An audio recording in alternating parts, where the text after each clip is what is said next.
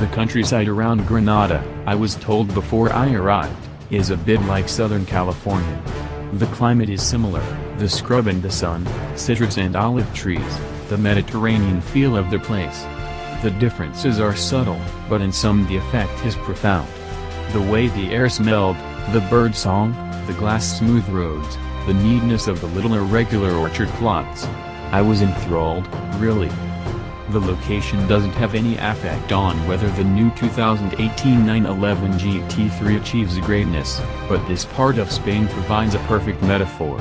Think of California as the old GT3, an exceptional climate, with the Campina around Granada standing in for the new GT3. A subtle refinement of a proven concept, small things standing out on a background of similarities, and 500 screaming horsepower, lest you forget. The 911 GT3, first introduced in 1999, has always been more of a GT3 R or GT3 Cup car capable of being driven around on public roads rather than a built-up 911 Carrera. In an ideal world, the 2018 911 GT3 will see a steady duty of track days in customer hands, so most of the powertrain bits and aero are intended to sling it around a track as quickly as possible without making it unlivable on the street. The outgoing GT3 handled this split personality well despite only being offered with a PTK, so the question is how much better the new GT3 is, as well as if the available manual changes the equation.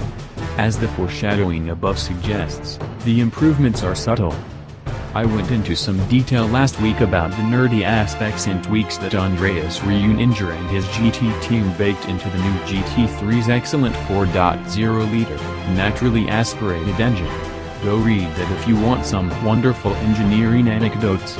But on a more general level, this non-turbo Flat 6 is one of the few remaining engines of its type that achieves greatness.